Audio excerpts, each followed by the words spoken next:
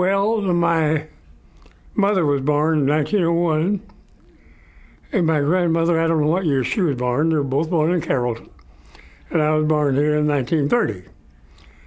And my grandfather, great-grandfather, lived in the area, and they're buried in Warner Cemetery out way north of Carrollton. And in fact, that little cemetery is, well, it's been there for years, but there's 4 of us keep it up, contributions. And we've been concerned about what's going to happen to it when we passed on. But it's a project we enjoy doing and intend to do as long as we can. But the family has been involved doing city things all the way through. My dad came here from Ohio. Is that part of what we're talking about now? He came from Ohio in the early 20s selling drag lines because that's the thing that digs earth. And so he sold one here. Fellow didn't know how to run it, and he hired on and has been here ever since. And when was that? I don't know, but it was before. They said steam engines. It was such an old locomotive, it didn't have cats to go across the ground. You put round logs and roll over the top of it. Pull your bucket out and pull it in. But anyway, the river bottoms, that was one of the things Carrollton started with. The river bottoms was nothing but gravel. And in fact, the story goes, and I just know it's a fact, that all the gravel, most of the gravel that was used at Fair Park for their parking lot was hauled from here on a 24-hour schedule. My mother's 4 brothers, 3 brothers and 1 brother-in-law, haul gravel all the time, and this was a 24-hour deal for that. They ran around the clock, day and night, so they could keep enough gravel for them to pour the parking lot. That's why you see all the little tanks in the river bottoms here, is because they were digging gravel. It was in 20s, 30s, up to the 40s, and they dug it all out.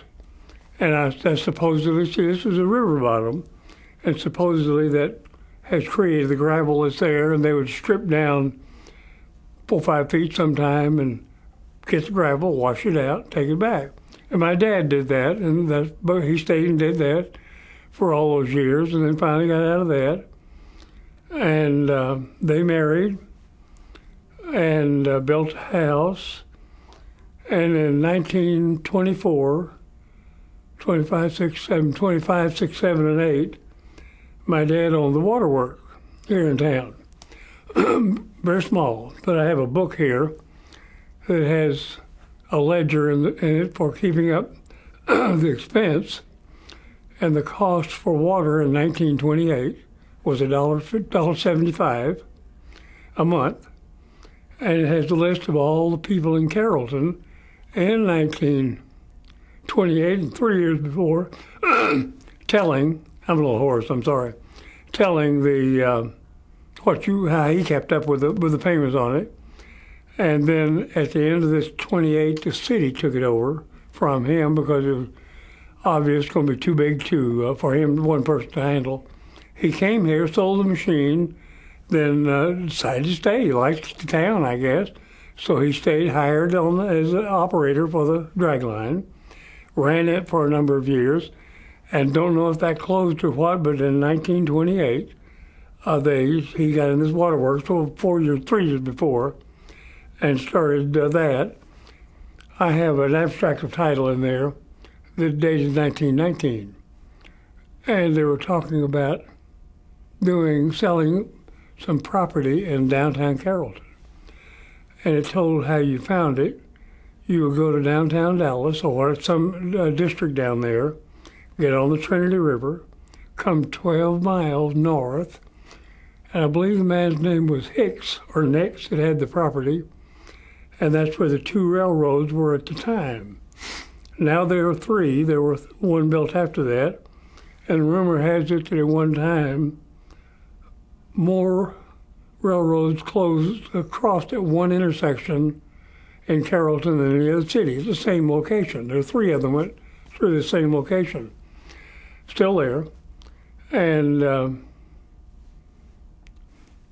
one thing just led to another. The town built from the square because you couldn't go the other.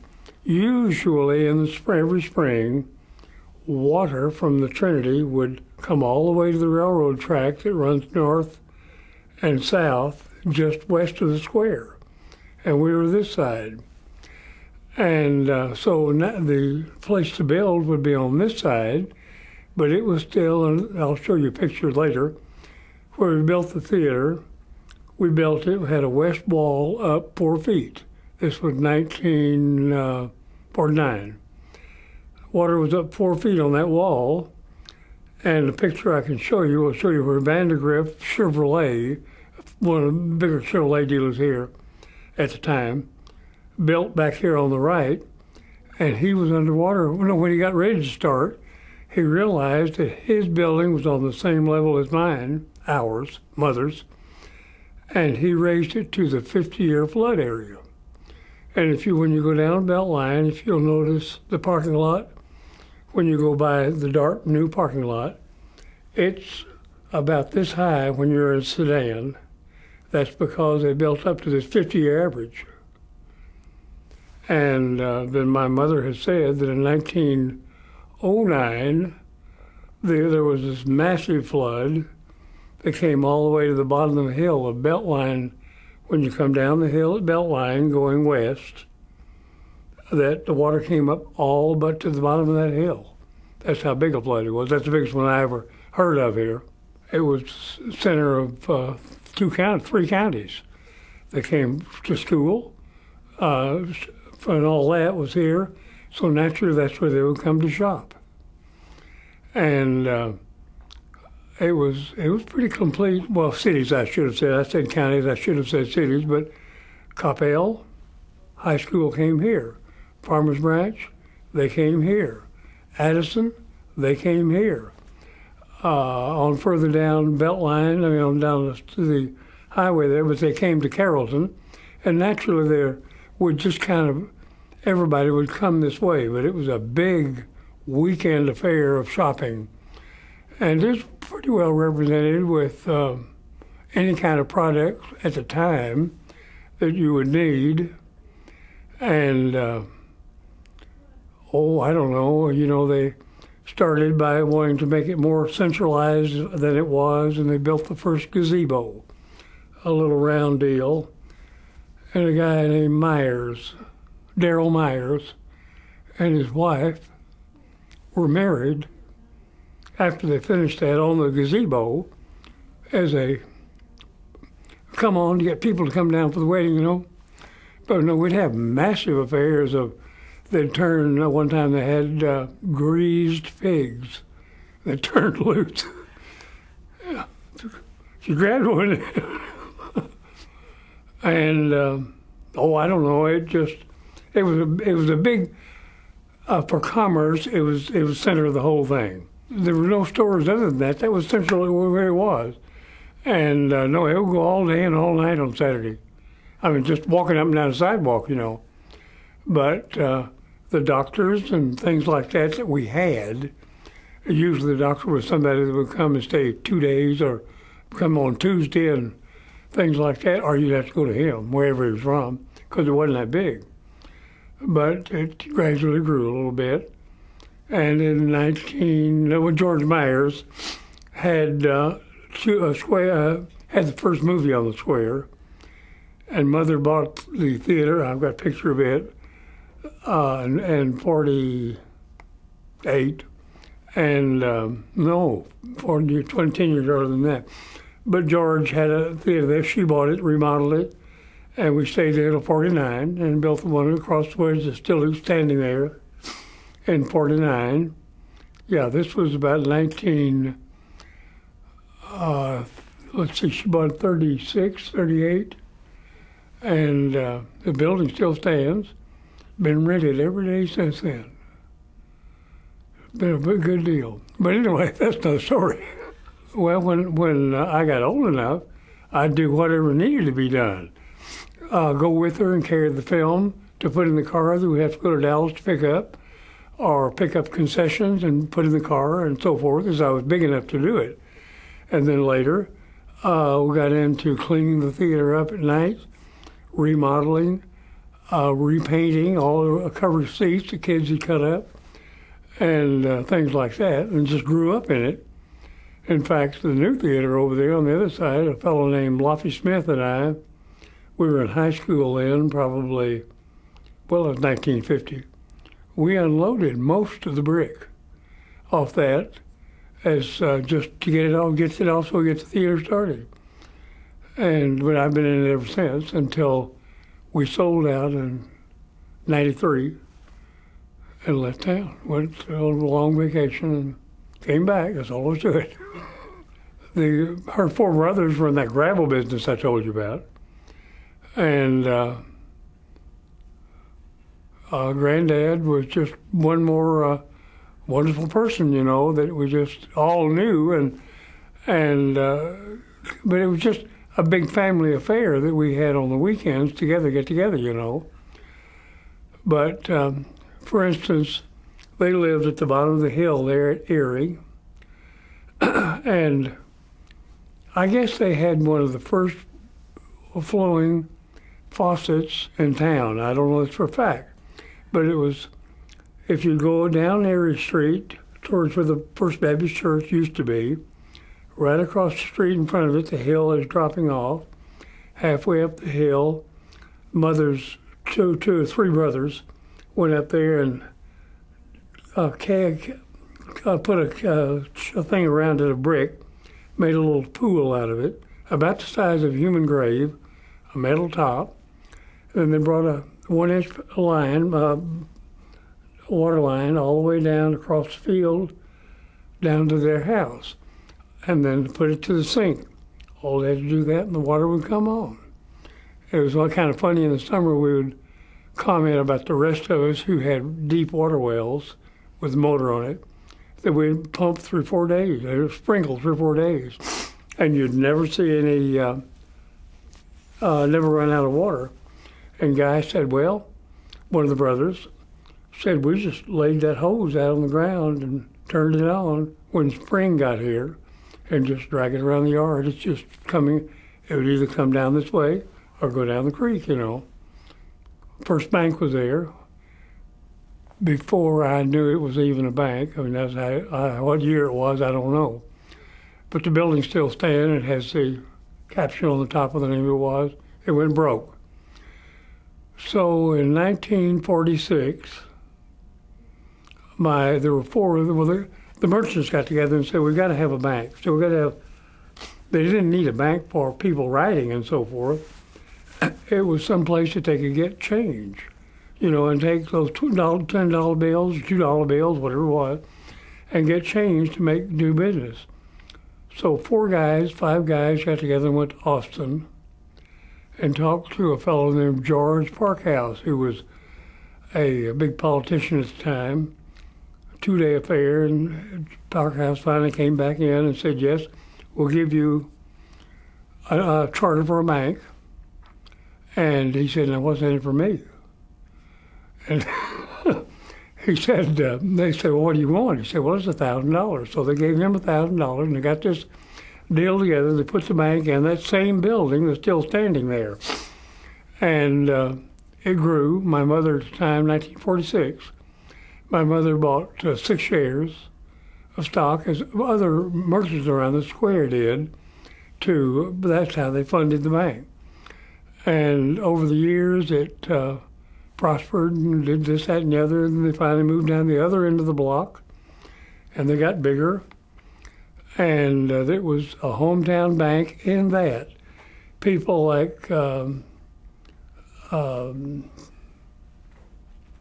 Fields had a bunch of property down through here, and Joe was not much for paperwork and things to do in the way you're supposed to do it.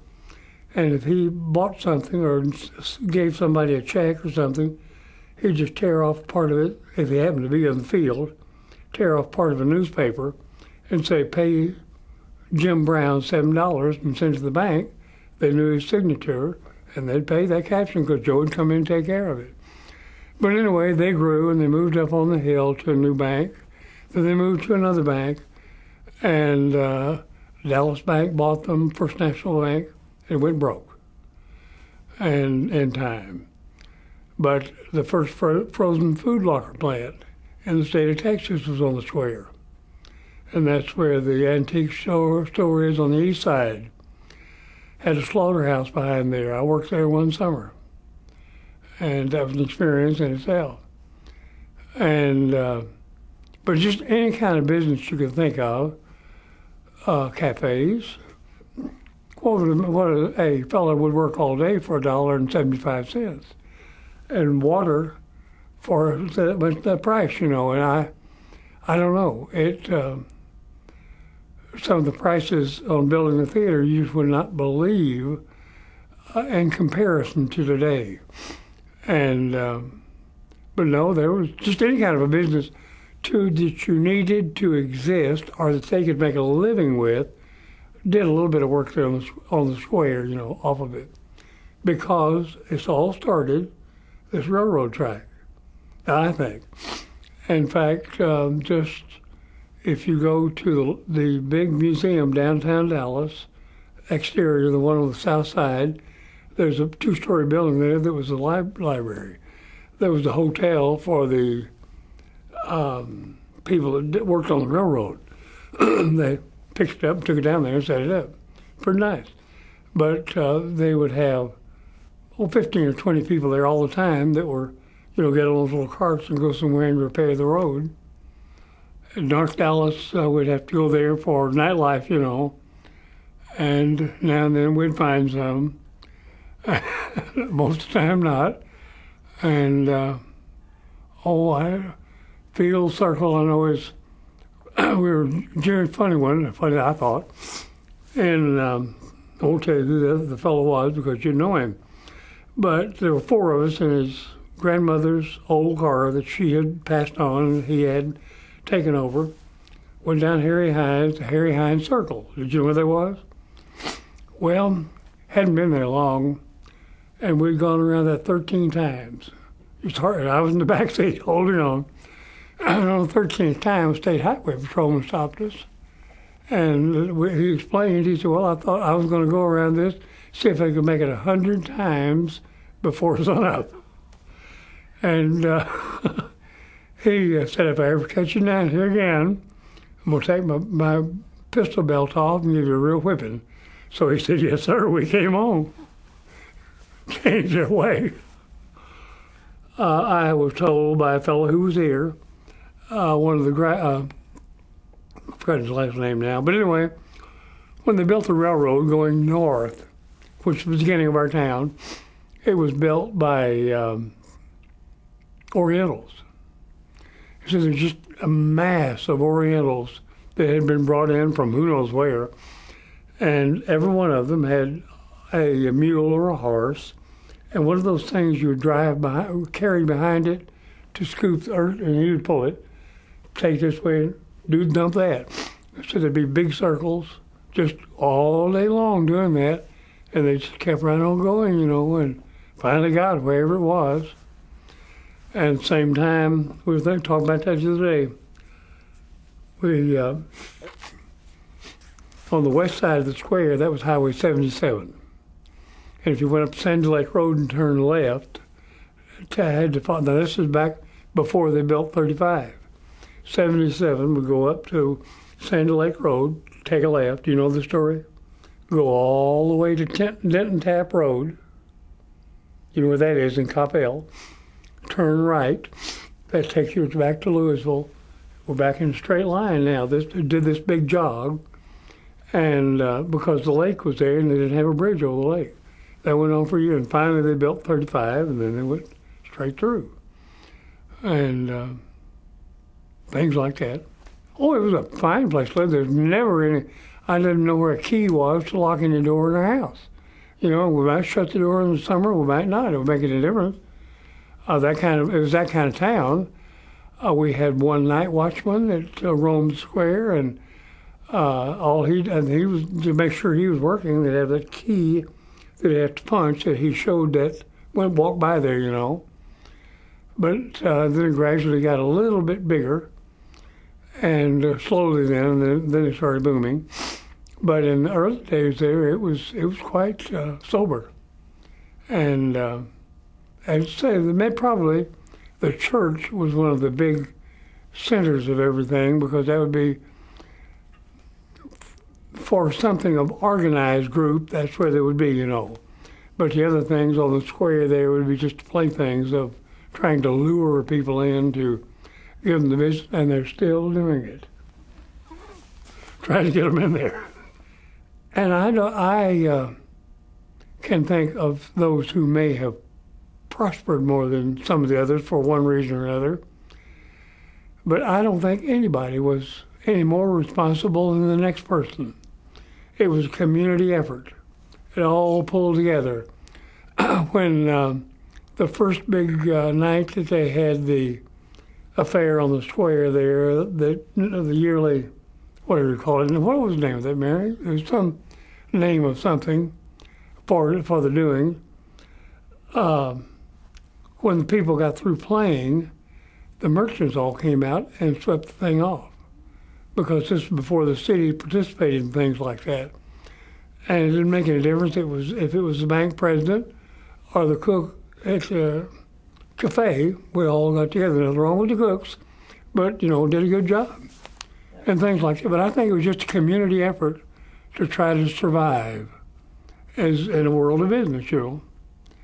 And I have nothing but good thoughts about those events, because they were always fun and brought all the people together, you know.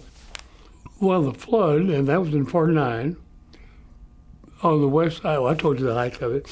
But, yeah, well, I would think so. It was a strange flood. We were running a movie that night, and I was in the back room where my refrigeration area is, and the water started seeping in, and all of a sudden it started coming up. And it just rose. You could just see it coming up and didn't know where it was going to stop, and it's kind of exciting there for a minute. But for a period of time it stayed, that area. I went back up the front of the auditorium. We were on the west side of the little building that we had. And on the square, you see cars just floating off the square. It was just bob along like a cork, you know. And it was really something. And, you know, they attribute that. My thoughts still couldn't say that flood was caused, big rain we had, big rain. And the dam at a big fella's house, well, where the country club is now, broke and tried to get down that creek, comes down through there, and the creek would not take the water. So it came up and went down just as fast when it finally went down. But that was a terrible effect. Some people had some insurance, not many, and I've forgotten where they set up a little place from the government to try to pass out some monies and help and so forth. But yes, I'm sure a lot of citizens did a lot of things. Since that time, they've tried to keep it cleaned out, because as it was, it just had pecan trees and any kind of thing you could think. It was just but it was still a creek, and it was still a drain, massive drain coming down through there. Because if you think of it, well, archaeologists have, I read, say that the Trinity River was one time a mightier river than the Mississippi. Now, who knows? But if you follow from Coppell, Carrollton over here, it drops off to this, and you can follow that all the way down towards Houston, going through Dallas to this valley that's down there. And it makes sense to me that's where it was. My cousins that were in the gravel business, he was digging in the river bottoms down here one time, and he said every time I brought up a thing of gravel and washed it. I always washed it because you never know what you might see in the ground coming out. And one day he got something about this big, by that big, and came to the house and I said, what is this? I said, man, I don't know. And he said, well, some kind of bone. And I said, well, no question about that. So I took it to, and the next time I went for film, took it to SMU, to the archaeological department. D. Perry's the one that dug this up. And I said, what is this? And he was not the least bit interested. He said, that's a mastodon tooth. And I said, well, he said, where'd you get it? And I told him the story. He said, well, west of Denton, up the Trinity. Don't know if it's a tributary or the Trinity, but before the dams were here, there's a mastodon graveyard. And so there's a bunch of old bones up there, and that probably during flood time rolled down the Trinity. And I took it to a guy. This cousin was later trying to get into the real estate business. A dentist had a big piece of property up at north of town, way up north, and he made a present of this and then hit him with, I want to be the one to buy that property. And he said, well, I decided not to sell. And the dentist just still got the tooth, of course, but he lost his tooth. The first movie that was ever shown in the town on the west side of the square, west side of the square, behind those buildings that are there, someone stretched a sheet and brought in a projector and had a show there. And several, I don't know how long it was there, but they would show movies there occasionally and then take their sheet and leave town. So George Myers started this theater in the building there, and he had benches. Oh, it was tough. He had benches down there, and the kids would get noisy. He had a ball bean hammer. He'd walk down the aisle, and he'd hammer on that. Quiet, keep quiet. Western. Outdoor adventure. Yeah, Disney was always good, but they were John Wayne was just a guaranteed box office. I mean, you could just hit a lick every time on that, and two or three others like that. But see, Dallas was distribution for about 3 or 4 states. All the film came from Dallas. And we'd have to go, well, when we started, we would run Sunday, Monday, Tuesday, Wednesday, Thursday, double feature Friday, Saturday.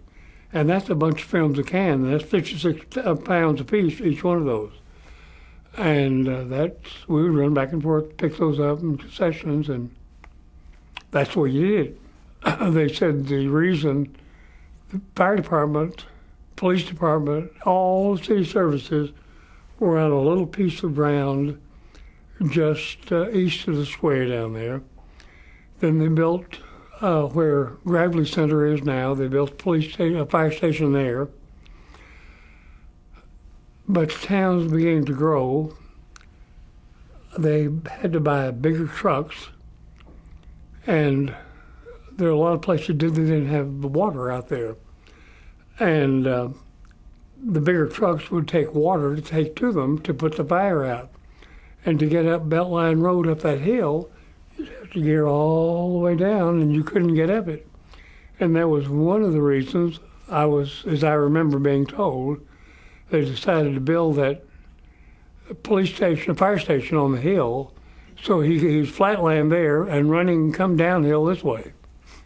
Had Oriental, we'd run on Saturday, we'd run till 11 o'clock and shut down for 30 minutes and have a midnight show.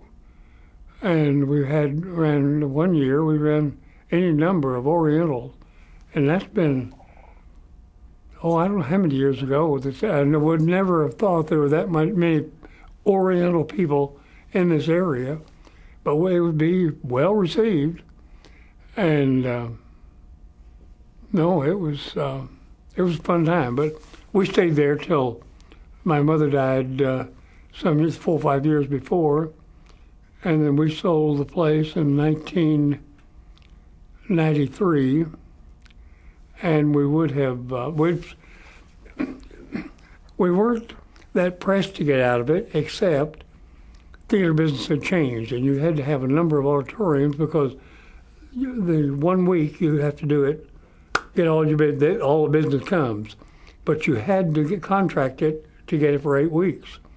So they started building multi auditoriums, so they could move it down to another theater. So it was time to go, and we did.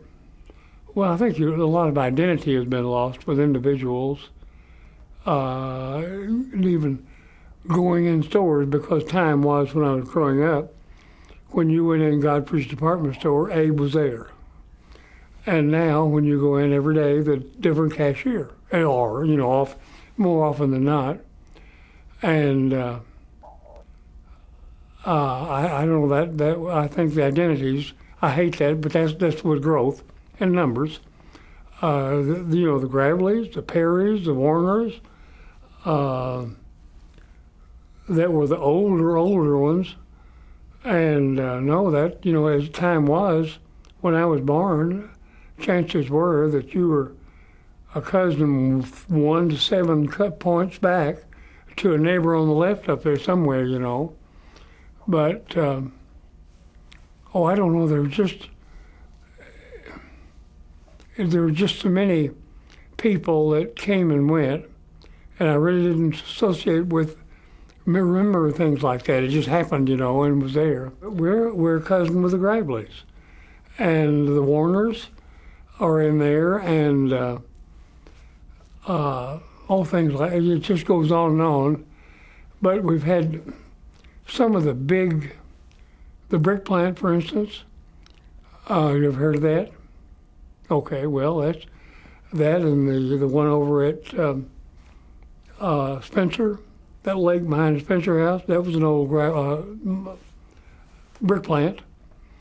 And let's see, what else was on me like that? But now, they were not instrumental for anything of doing any long-term effects other than just a big farm that they had.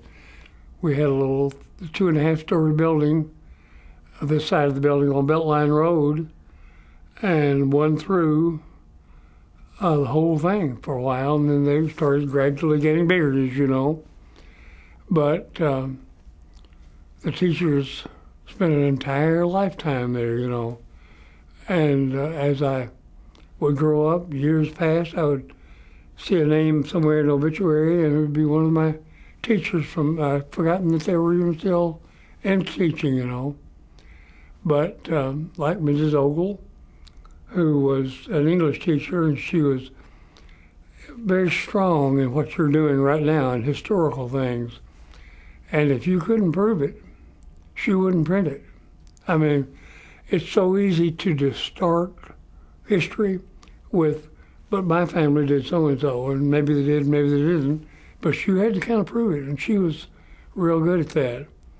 I believe it was her husband who, after she had passed on, he spent 2-3 years trying to figure out why they built the dam on Sandy Lake Road. That dam is there. And they don't know why it was built, because it was not eroding.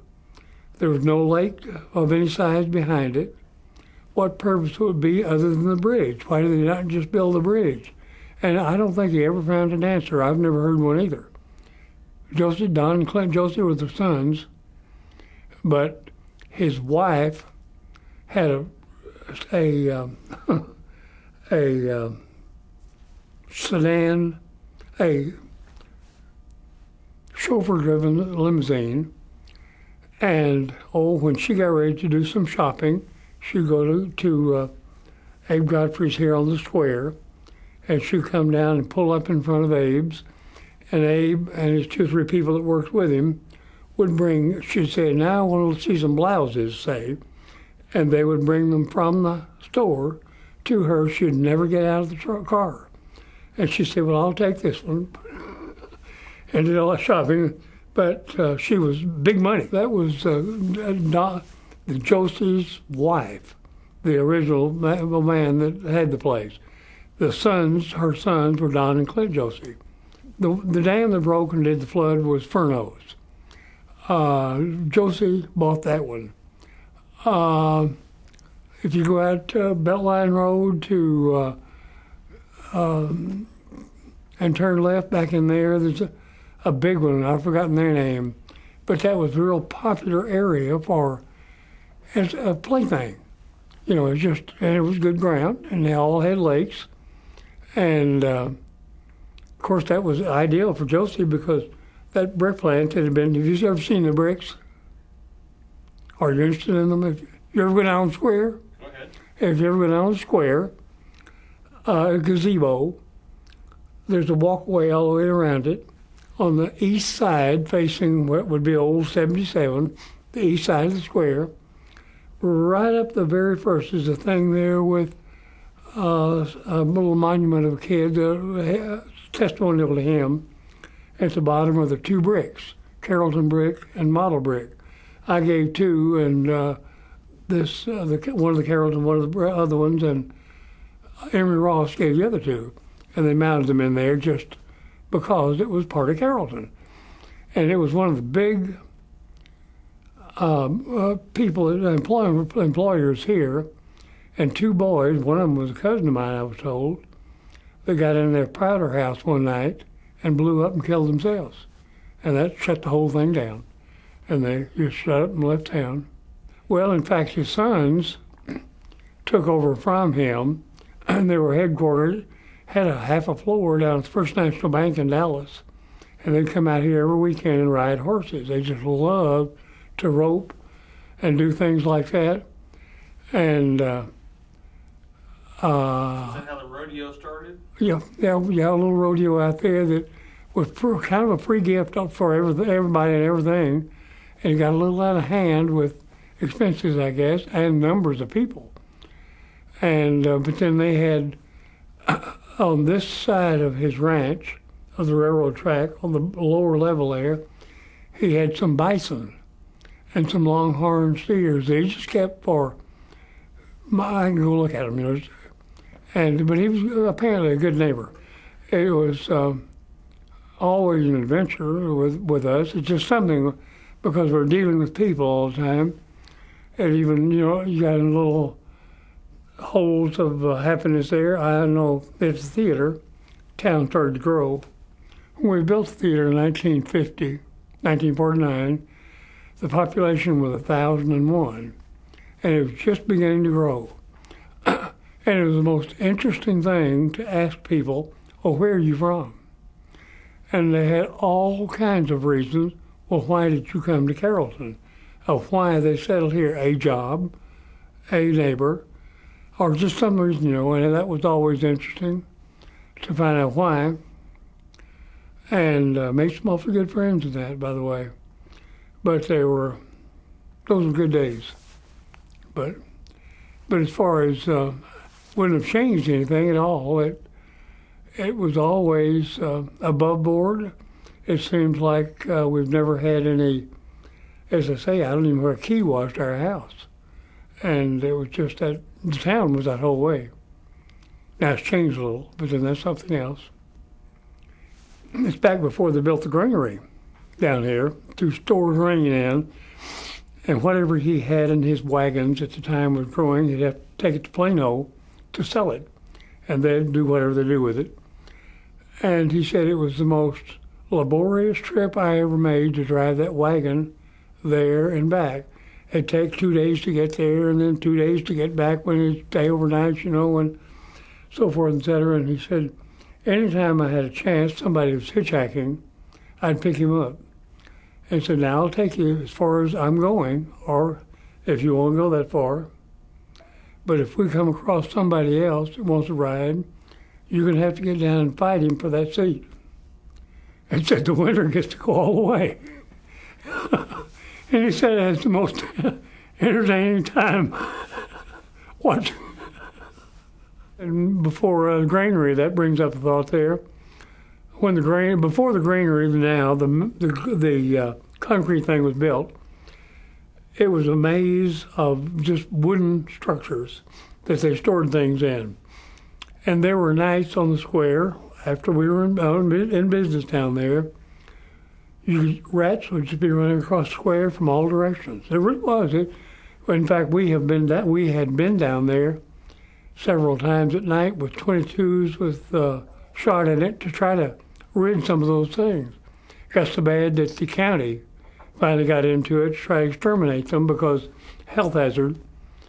And then finally they built the concrete things, and that pretty well sealed them out.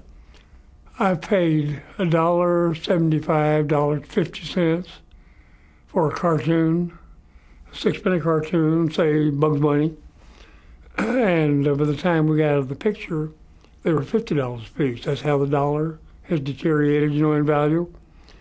And,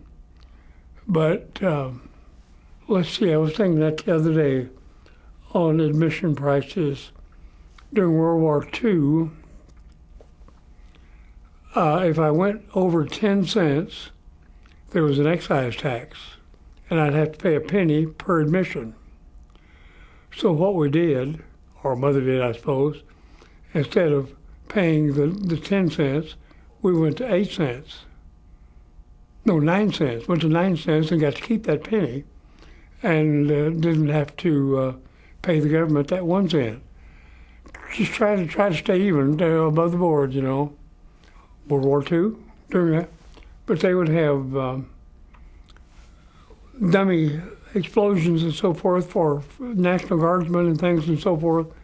Go down Beltline Road, and I know if we'd rig a potato or something with a firecracker in it, and they would explode. And if these boys did not find it, then they would have a little badge put on a little pin to say they'd been exterminated. And if you didn't get through, you wouldn't, you lost the war. And it's to make them more observant of things that could happen. And the citizens were hiding these things around in hopes that would give them, other than a professional place to look, it would be, if we had an invasion, I guess, what I was looking at. But it was, the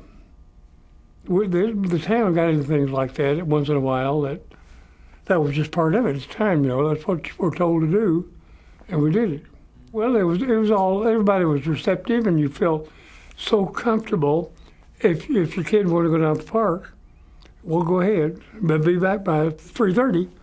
To make any difference, because they're going to be back, and there's nothing to harm them, And I've been told that it's changed a little now. That maybe not, but it was good. I've been over there 2 or 3 times with that.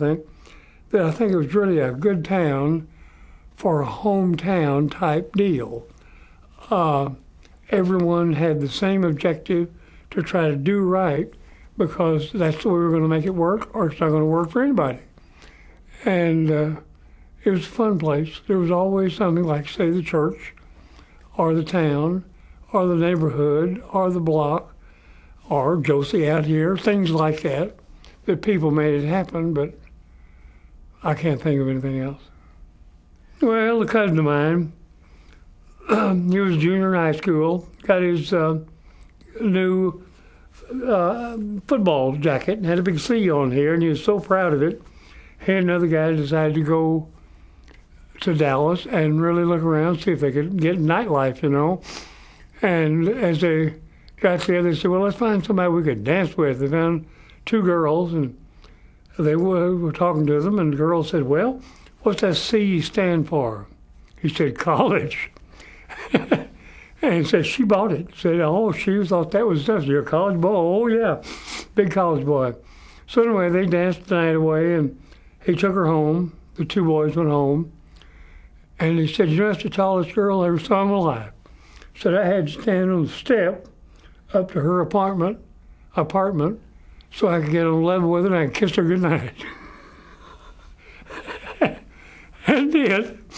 This cousin, this uncle, my mother's brother, was out on the square talking with this fellow, as they always stood around the square and visited.